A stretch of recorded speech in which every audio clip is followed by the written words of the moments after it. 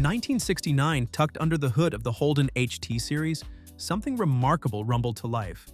A V8 engine designed and built in Australia, the Holden 308. Now, this wasn't just another car part rolling off a production line. This was a mechanical underdog designed under tight budgets, in a country far from Detroit's glamorous headquarters, that would go on to challenge and, in some cases, embarrass America's most famous V8s. But as word went round on racetracks and streets of this engine's power, it attracted the wrong kind of attention, even from its own parent company, General Motors. And what happened next is a case study in how corporate politics can kill world-class engineering.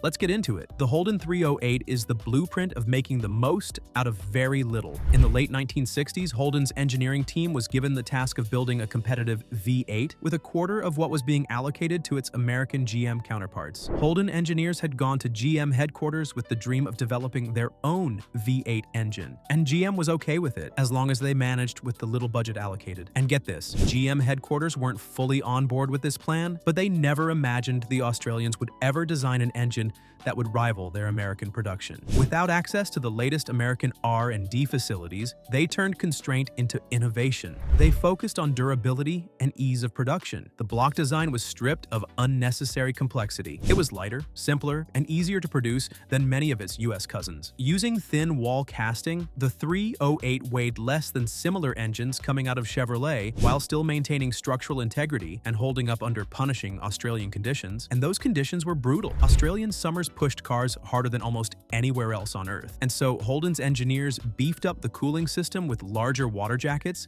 and better coolant flow, something American V8s of the time simply didn't bother with. It didn't take long for the 308 to face its greatest trial, Mount Panorama, Bathurst. In the early 1970s, Peter Brock piloted a 308-powered Holden Tirana to victory in Australia's most demanding race. This wasn't just a motorsport win, it was national validation. The 308 was competing with fully funded international engines and beating them at their own game. The underfunded, locally designed motor had beaten the best the world could throw at it. Holden's V8 wasn't just keeping pace with America's icons. In some trims, it was outperforming them. An engine developed by a satellite division under tight budgets should not have been embarrassing international motors. Well, according to the Suits in Michigan headquarters, the 308 became a symbol of Australia's local ingenuity. And GM headquarters was not having any of that, which eventually became the reason this engine was killed. Fast forward to mid-70s, America's once mighty V8s were struggling. The Chevrolet 350 in the Corvette, Detroit's crown jewel, had been choked down to about 165 horsepower thanks to tightening emissions rules. Meanwhile, the Holden 308 was still putting out between 240 to 260 horsepower in race trim, while meeting Australia's tougher emission standards. Had Holden been allowed to keep developing this engine, Australia might have leapfrogged GM America in V8 technology. But in Detroit, protecting the prestige of the Corvette and other US brands came first. John DeLorean, a rising executive at GM at the time, was known for fiercely guarding the image of American performance. Allowing a satellite division in Australia to outshine the mothership was simply not an option. And so, decisions were made in boardrooms thousands of miles away, not based on what was best for Holden, but on maintaining the status quo. And that meant quietly clipping the wings of the 308. But Holden engineers did not give up. They continued developing the 308. Then came 1979. The oil crisis sent petrol prices skyrocketing, and suddenly, efficiency was the #1 priority. Additionally, new emissions laws were tightening up. This was the moment when Holden's engineers had the perfect opportunity to modernize the engine to meet the new post-oil crisis reality. And they actually did. The world's tightening emissions rules and rising fuel costs meant big, inefficient V8s were falling out of favor. Australia, usually a step behind in regulatory changes, suddenly found itself scrambling to catch up to Europe and the United States. For Holden's engineers, this should have been their time to shine.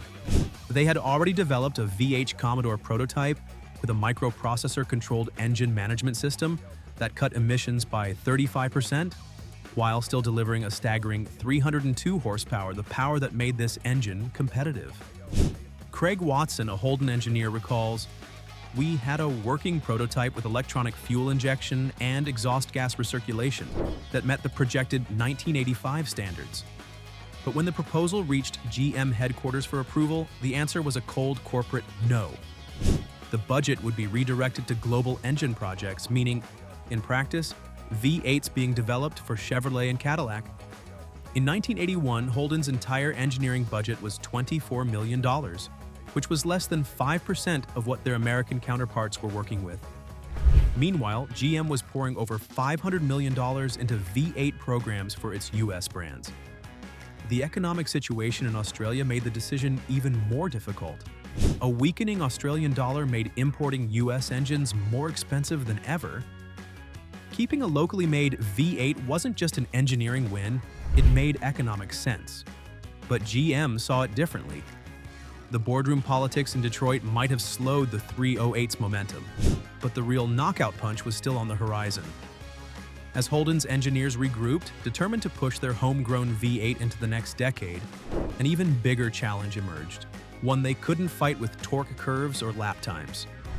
A wave of global economic shocks and tougher environmental laws was about to hit the industry like a sledgehammer, and the 308 would find itself caught right in the middle. As emissions laws continued tightening up and fuel prices went up in the 80s, Holden was being forced to come up with clever, efficient designs that met the new rules while keeping the 308 alive. One of the 308's most promising upgrades, and possibly its ticket to long-term survival, was a lean-burn combustion chamber developed entirely in Australia. This wasn't a small tweak. It was a carefully engineered redesign of the chamber shape, valve angles, and flame travel to squeeze more energy from each drop of fuel, and the results were impressive. We are talking about better fuel economy, lower emissions, and no loss in performance. But here's the kicker. Holden was instructed to fit the 308 with emissions control systems purchased from GM's existing US suppliers. Systems designed for entirely different engines with different combustion dynamics. The decision infuriated Holden's engineering team. As James Connolly, a Holden calibration specialist at the time, later recalled, "It was like being handed parts for a Cessna and told to make them work in a helicopter." The problem wasn't just a mismatch of components, it was fundamental incompatibility. The American system had been built around large, low-compression US V8s, not the lighter, high-revving Australian 308 with its unique intake dynamics and cooling system. Fitting this hardware to the 308 was a compromise from the start. It choked airflow. It upset the carefully balanced combustion process. It robbed the engine of efficiency and power. And perhaps worst of all, it undermined Holden's own proven solution, the lean burn design that could have achieved the same regulatory targets without the drawbacks. And that would set the stage for the death of the 308. By 1985, the writing wasn't just on the wall. The 308 was officially dead. Despite years of proving they could meet and often exceed tightening Australian emission standards, using their own engineering solutions, Holden's team was ordered by GM headquarters to retire the 308. The directive was clear: stop building locally developed V8s and start using global engines sourced from the United States. The replacements, Buick's 3.8-liter V6 and Chevrolet's 5.7-liter small block V8. Both imports came with immediate problems. They cost more to buy and ship than the 308, which hit Holden's already tight budget hard. They demanded expensive re-engineering just to cope with local conditions.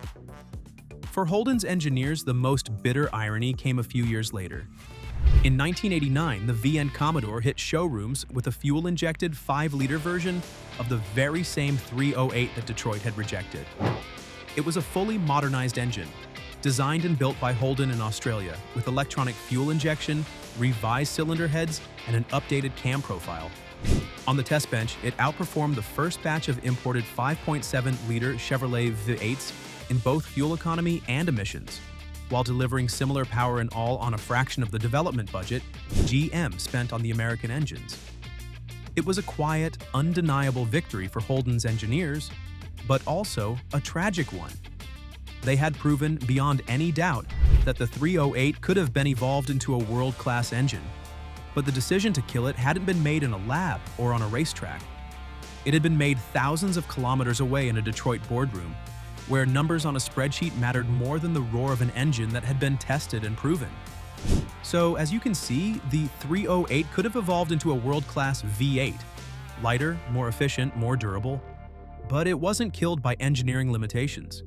It was killed in boardrooms, by executives who saw Australian success as a threat to American prestige. The story of the Holden 308 isn't just about one engine. It's a blueprint for what happened to Australia's entire car industry.